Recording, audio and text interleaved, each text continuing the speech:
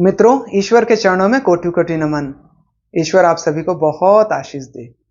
मित्रों, आज हम बात करने वाले हैं कि आज विवाह से पहले संभोग करना सही है या गलत है। आज बहुत सारे जो टीनेज के लड़के लड़कियां होते हैं, शादी से पहले सेक्स करना जरूरी है या नहीं है, इस विषय पर बहुत सारे लोगों का कमेंट और सवाल आते रहता है। तो यहाँ पर आज हम बात करने वाले हैं कि संभोग, पहले तो हमें संभोग को समझना है कि उसे क्यों किया जाता है, वो कारण क्या है। जैसे कि मैं आपको एक उदाहरण दे रहा हूं, ठीक है। जैसे कि भोजन को मैं आपका सामने रखूंगा, भोजन को आपके सामने रखूंगा, तो भोजन जो है, जैसे कि दाल, रोटी और चावल को हमने आपके सामने रखा, और वहां पर आपका चिकन भी रखा है, ठीक है, चिकन भी रखा हुआ है, और फिर बाजू में आपका मटन भी रखा हुआ है, और इधर बाजू में आपका भाजी भी रखा हुआ है, इधर बाजू में आपका मछली भी रखा हुआ है, और बहुत सारी चीज हैं खाने के लिए, ठीक है। अब मैं आपको एक बात बता रहा हूं कि आप उसमें से क्या क्या चीज खाएंगे और क्या चीज नहीं खाएंगे, तो आप मर नहीं जाएंगे। तो आप क्या चीज खाएंगे ज्यादातर? तो वहां पे सबसे पहले लोगों की सोच ये आएगी कि मैं दाल और रोटी खाऊंगा, क्योंकि दाल और रोटी में बहुत ज्यादा प्रोटीन रहता है, और दाल और रोटी सस्ता मिलता है। आटा और दाल बहुत सस्ता है, तो उसमें क्या है कि आदमी खा सकता है, बच सकता है। और बाकी वो सब आप नहीं खाओगे तो मर जाओगे क्या? नहीं, नहीं मरेंगे।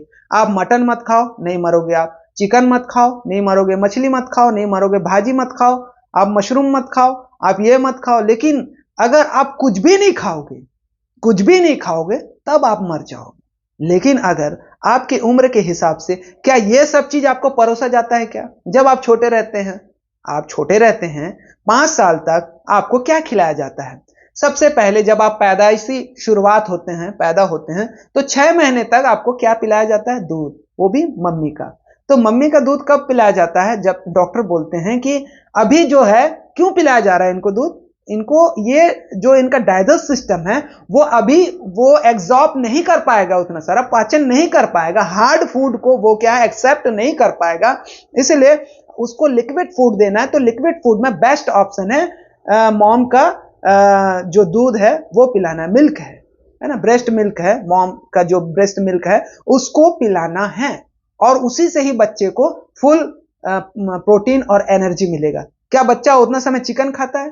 प्रोटीन चाहिए रहता है क्या? क्या बच्चा चावल खाता है, रोटी खाता है, दाल खाता है क्या? नहीं। तो भी से वो बच कैसे जाता है? वो बचता क्यों? क्योंकि उम्र के हिसाब से उसके लिए हर काम को रखा गया है।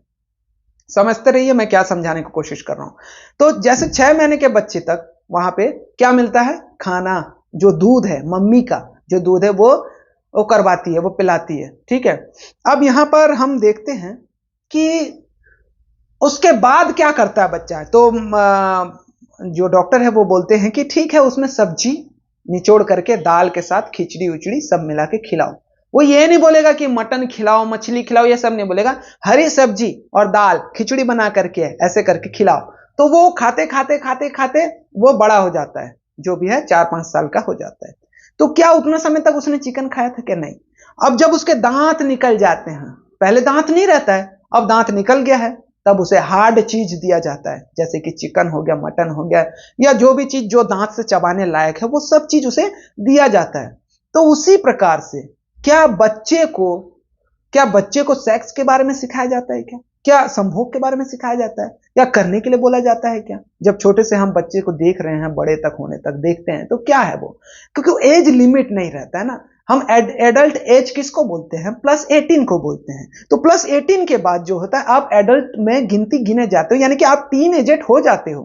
तो टीन एजेट में जो है, जब आप देखते हो कि ये सब चीजों को समझने की शक्ति आती है आपके पास, है ना। आप देखो, आपको अगर जो अंग दिया गया है, बच्चे को पैर दिया जाता है, ये जो पैर है बच्चे को दिया जाता है, तो क्या वो पैदा होते साथ ही चलने लगता है क्या? नहीं।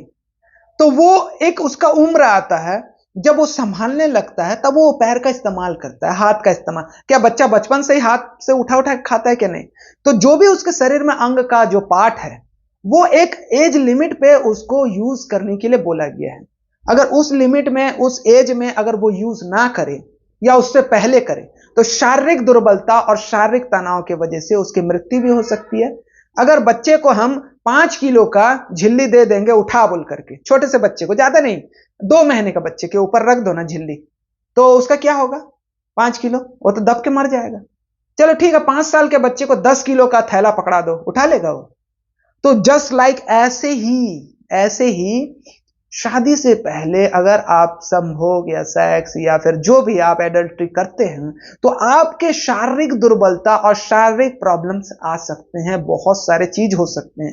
देखिए, मैं आध्यात्मिकता में नहीं जा रहा हूं, किसी धर्म और रिलीजियस को यहां प्रेजेंट नहीं कर रहा हूं, लेकिन अगर धर्म और रिलीजियस में भी देखें तो जो उसमें लिमिट लिखा गया है कि विवाह के बाद उस बात को पवित्र माना जाता है और सिर्फ पत्नी के साथ के संभोग को पवित्र माना जाता है। याद रखें इस बात को। लेकिन शादी से पहले, क्योंकि जब आपका उम्र शादी के लायक हो जाता है, या जब आपके अंदर वो थॉट आते हैं, फिजिकल रिलेशनशिप के थॉट आते हैं, तब आप विवाह कर सकते हैं। और विवाह करने के बाद जो है ये सब काम आप कर सकते हैं। लेकिन उससे पहले आप करेंगे तो कौन कौन से नुकसान हैं, मैं आपको बताना चाहता हूं। तो सबसे पहला नुकसान है कि आपका जो हार्मोनल लेवल है वो बिगड़ जाएगा, क्योंकि उम्र के साथ, अभी से जस्ट वो उम्र में आप गए ही नहीं है। क्या आपने देखा है कि कोई कम उम्र में भारी भरकम काम कर सके? तो जब हमारा शरीर जो है कैलोरीज बर्न करता है संभोग के वक्त जो है हमारा शरीर बहुत ज्यादा कैलोरी बर्न करता है। तो आप देखे होंगे कि अत्यधिक मात्रा में संभोग करने की वजह से शरीर का बेहाल हो जाता है। अत्यधिक मात्रा में मास्टरबेट करने की वजह से जो है लिंग में या फिर प्राइवेट पार्ट में कुछ ना कुछ प्रॉब्लम आता है, शारीरिक दुर्बलता आती है। तो एक उम्र होता है ये सब चीज करने का, एक उम्र होता है शादी करने का, एक उम्र होता है बच्चे पैदा करने का, मतलब उस लायक आपके शरीर को बनाना है ना। और अगर आप टीनेज में संभोग जो है, शादी से पहले संभोग करने का जो सोचेंगे आप, तो वहां पे सबसे बड़ी बात ये आती है कि वहां पे आपका जो मेडिटेशन है, जो माइंड है, जो आपका एकाग्रता है, वो भंग हो जाएगा। आप पढ़ाई लिखाई में ध्यान नहीं देंगे, आपका क्योंकि सबसे पहले लोग कैरियर बनाते हैं, फिर उसके बाद वैवाहिक जीवन, सेक्सुअल लाइफ एक अलग लाइफ है। देखिए, जब हम पैदा होते हैं तो हमारे हर एक लाइफ जो है बटे रहते हैं हमारे उम्र के हिसाब से, और वो उम्र के हिसाब से उस लाइफ को अगर हम एंजॉय करें तो वो बेस्ट है, वो अच्छा है, वो हमारे बॉडी के लिए भी, हमारे लाइफ के लिए भी, हमारे शरीर के लिए, हमारे रिश्तेदार, हमारे समाज, हमारे परिवार, सबके लिए अच्छा है। लेकिन समय से पहले अगर हम कुछ करते हैं, या समय से पहले किसी चीज को पाने की चाह करते हैं, तो हम सत्यानाश भी हो सकते हैं, हम फेल हो सकते हैं, हम डिस्ट्रॉय हो सकते हैं, हम खत्म हो सकते हैं, और हमारे शरीर में ना जाने क्या क्या प्रॉब्लम आ सकते हैं, और हम प्रताड़ित भी हो सकते हैं, और समाज में अपमानित भी हो सकते हैं। याद रखें इस बात को। तो हर चीज का एक लिमिट होता है, आप समझिए, आप पढ़िए, ठीक है। तो हम और एक बात बताएंगे कि हमारा दूसरा वीडियो आएगा कि मास्टरबेट हमें करना है या नहीं करना है, मास्टरबेशन, तो इस विषय पर भी हम दूसरा वीडियो बनाएंगे। लेकिन आज जो है कि विवाह से पहले संभोग जो है शरीर को बहुत सारे प्रॉब्लम क्रिएट करता है, आपको मानसिक तनाव भी दे सकता है, और आपको प्रताड़ित भी कर सकता है, समाज के द्वारा प्रताड़ित कर सकता है, माता पिता के द्वारा प्रताड़ित कर सकता है। आप मेंटली जो है डिस्टर्ब रहेंगे, और मेंटली आपका जो है तनाव जो है मुक्त नहीं रहेगा, बल्कि और तनाव रहेगा, और आप मति भ्रष्ट हो सकते हैं। आप अपने कैरियर पे ध्यान नहीं दे करके इसमें ध्यान देंगे, तो ये तो वही बात हो गया ना कि आपका जो पटरी था, आप उस पटरी से उतर गए, और गाड़ी कहां चला रहे हैं आप गाड़ी कहां चला रहे हैं? क्योंकि आपका जो गाड़ी है अब वो चल रहा है दूसरे पटरी पर, वो दूसरे डेस्टिनेशन पे ले जाएगा, दूसरे रास्ते में ले जाएगा। लेकिन आपका जो रास्ता था, आपका रास्ता एजुकेशन तक था। फिर एजुकेशन के बाद आप क्या आता है, जॉब ट्राई करते हैं, जॉब के बाद ही आप ये सब चीजों को ले सकते हैं, समझ सकते हैं, सीख सकते हैं। तो याद रखें, इस वीडियो को ज्यादा से ज्यादा लोगों तक पहुंचाएं, और ये बात जो है बहुत सारे लोगों को जानना बहुत जरूरी है। आने वाला हमारा भविष्य जो है हमारे हाथों में रहता है, हमारी सोच और विचारों पर रहता है, हमारे कार्यों पर रहता है। हम पर डिपेंड है, हमारे कार्यों पर डिपेंड है, हमारे बिहेवियर, नेचर पर डिपेंड है हमारा कैरियर, हमारा भविष्य। तो याद रखें, और इस बात को सारे टीनेजर संभल करके सोचें और समझें, और इसे ना करने की कोशिश करें, ठीक है। और सत्य जो है, ये जो मैंने बताया है कि जो सबका एक लिमिट होता है, एक टाइमिंग होता है, तो उस टाइमिंग का आप इंतजार करें, तो बहुत ही अच्छा आपको फल मिलेगा, ठीक है। तो दोस्तों, आज के लिए इतना ही। इसी प्रकार से नए नए वीडियो के साथ हम फिर से मुलाकात करेंगे। तब तक के लिए हम आपसे अलविदा चाहते हैं। ईश्वर आप सभी को आशीष दे। नमस्कार, गुड बाय।